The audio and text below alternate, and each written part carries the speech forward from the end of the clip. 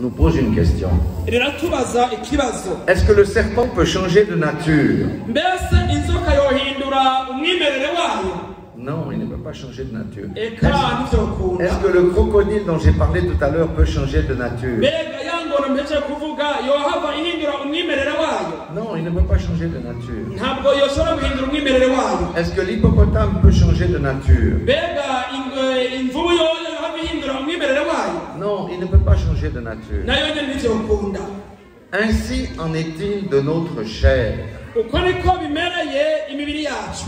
Dans notre chair se trouve la jalousie, la convoitise, la médisance, la critique, le jugement, la colère, les divisions, l'adultère, l'avarice, le meurtre, et le mal sous toutes ses formes. Et le mal sous toutes ses formes. Alors la question que le Seigneur nous pose aujourd'hui, peut-on changer notre chair? Peut-on améliorer notre chair? Mais la réponse est non. On ne peut pas améliorer notre chair. Alors on pourrait penser, nous pourrions penser, alors nous sommes perdus. Car la Bible dit que la chair ne peut pas hériter du royaume de Dieu. Amen. Amen. Maintenant, j'ai une très bonne nouvelle. Il faut aller dans Ésaïe,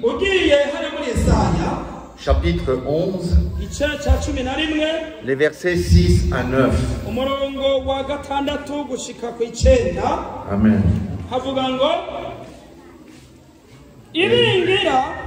Voilà. Le loup habitera avec l'agneau. Et la panthère se couchera avec le chevreau. Le veau, le lionceau et le bétail qu'on engraisse seront ensemble.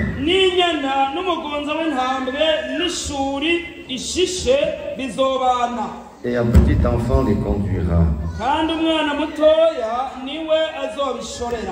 Amen. Amen. Ça sera pendant le millénium.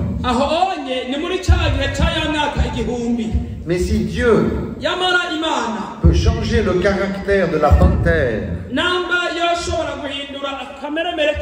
du lionceau, de l'ours et du lion, alors il peut changer notre caractère. Amen. Amen. Et dans 2 Corinthiens 5, 17,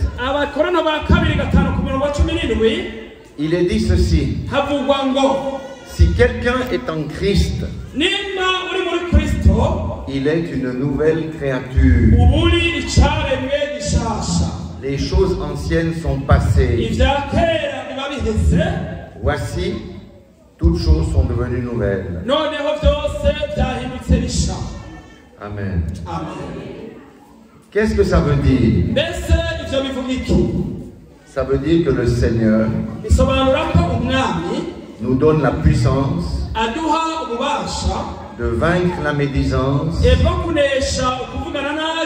de vaincre le mensonge, de vaincre la fraude, de vaincre la convoitise, de vaincre la colère, et toutes ces choses. Parce qu'il a dit, si vous êtes en Christ, vous êtes une nouvelle créature.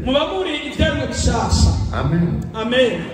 Dans Jean 8, verset 36,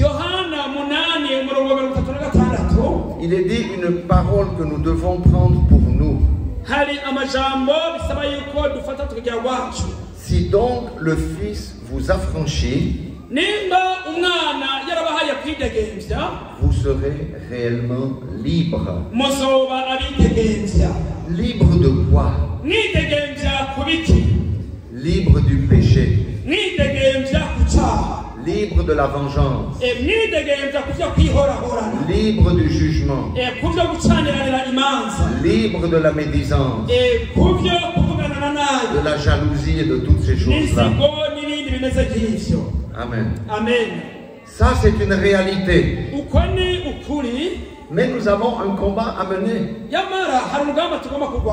Amen. Amen. Qui n'a pas été jaloux une fois? Qui parmi vous n'a pas menti une fois? Qui parmi vous n'a pas jugé son voisin? Quand on ne connaissait pas Dieu, quand nous ne connaissions pas Dieu, nous faisions ça tous les jours. Mais le Seigneur nous demande de cesser ces choses-là. C'est pourquoi nous marchons dans la repentance et la sanctification. Amen. Amen. Galates 5, 17 dit ceci. Car la chair a des désirs contraires à ceux de l'esprit.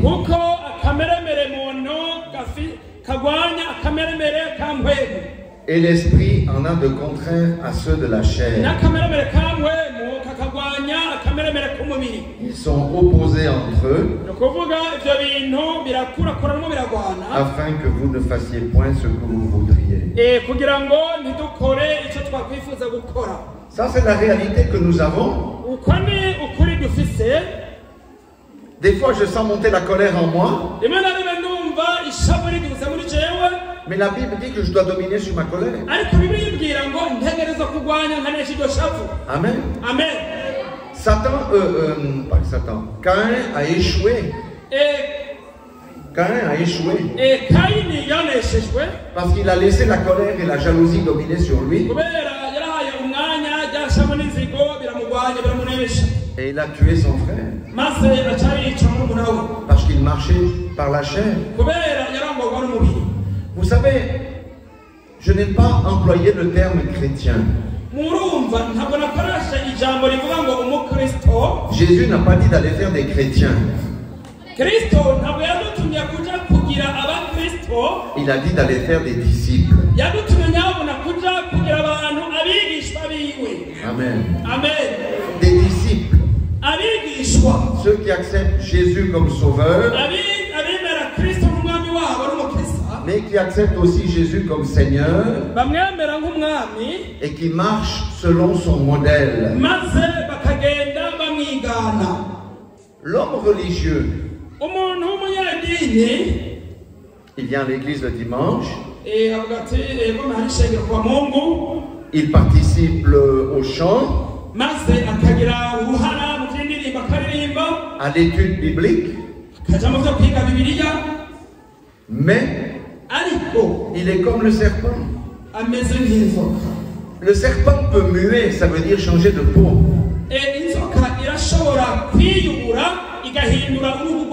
Mais si tu le taquines, il va te mordre. Ainsi en est-il du religieux qui marche selon la chair. Et le Seigneur nous dit dans Romains 8, 13, si vous vivez selon la chair, vous mourrez. Ce n'est pas de la mort physique dont il est question ici. Vous savez qu'après le jugement, il y a la seconde mort. Ça veut dire qu'il n'y aura pas la vie éternelle. Mais il dit ici, mais si par l'esprit vous faites mourir les actions du corps,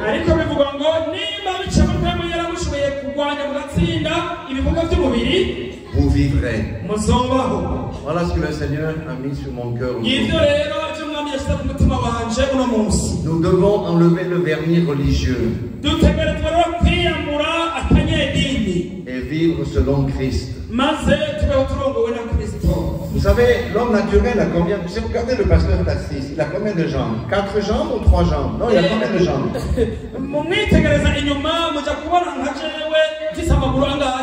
il a deux jambes.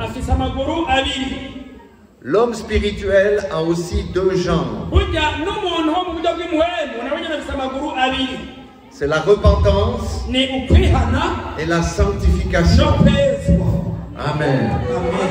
Alléluia. Lorsque nous tombons, le Seigneur nous permet de nous repentir et de continuer notre chemin dans la droiture et la justice. Amen.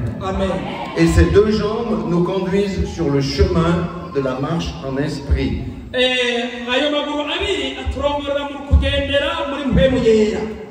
Regardez bien ce que Galates 2:20 dit.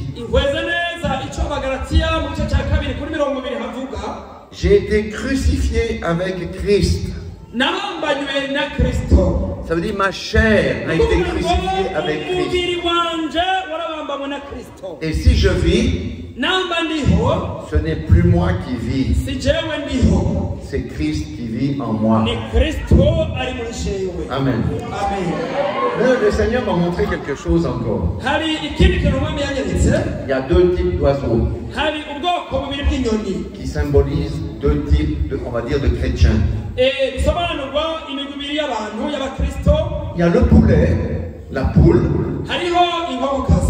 que vous connaissez, et il y a l'aigle que nous avons en Suisse. Amen. La poule, elle est toujours sur la terre. Et qu'est-ce qu'elle fait? Elle va chercher, elle trouve sa nourriture, les vers. Elle fait ça toute la journée. Mais elle peut se faire attraper par un serpent. Le renard peut venir et l'enlever. Et si elle échappe à ça, elle finit dans l'assiette. Elle finit dans notre assiette. Amen. La poule représente celui ou celle qui est toujours dans la servitude de la chair. La poule ne va pas dans la vie éternelle. Son destin, c'est être le sandwich du diable.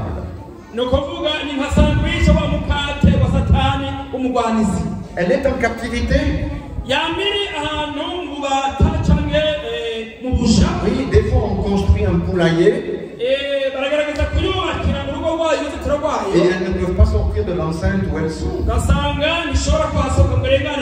Mais l'aigle n'a pas de prédateur.